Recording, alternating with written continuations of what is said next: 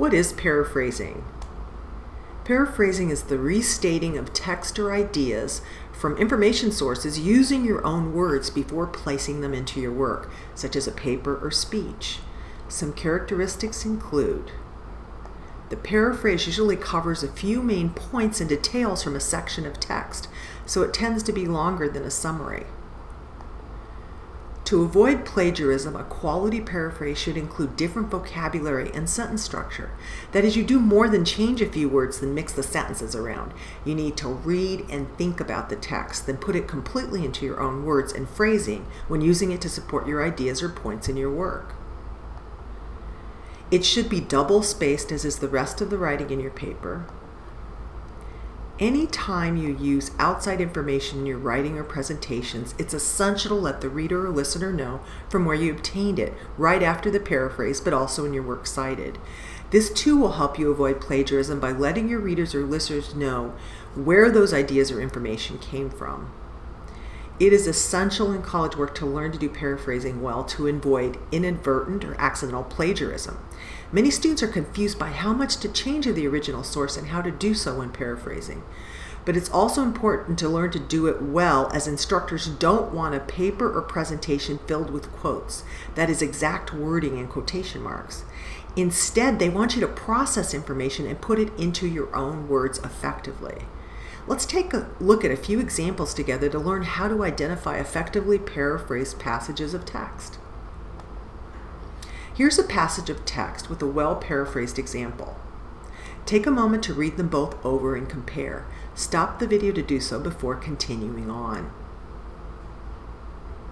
Notice how the paraphrase uses different words and sentence structure in describing the information in the original text. The paraphraser didn't just change a few words then shift the sentences around. Instead, the passage was read, thought about, then key details and concepts were described in the writer's own words. Now compare this to a quality summary of the same passage, as you see here. Take a moment to read it over. Stop the video for a moment before continuing on. A summary gives a concise overview to what was included in the original text and doesn't try to include every detail. In comparison, you can see how the paraphrase contains many more details from the original text. Finally, according to MLA, if there isn't an author and page number provided in the source material, you use the first part of the works cited entry to reference the source in the text when writing a paper, that is, in the parenthetical citation. Here's a passage of text with a paraphrased example.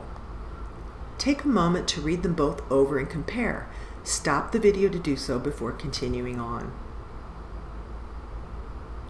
Is this a good example of paraphrasing?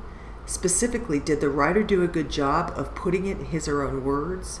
That is, does it do more than just change a few words and move sentences around? Actually, this is not a good example of paraphrasing. The writer did just change a few words while still using much of the same language, as you can see here. And there is the same number of sentences and basic sentence structure. Now let's take a look at the main passage of text again. Now take a look at this paraphrase example. Take a moment to look it over and compare to the original text above, stopping the video for a moment to do so.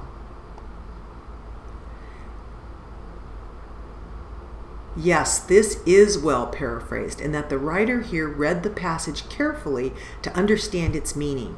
Then he or she put it in their own words using their own sentence structure.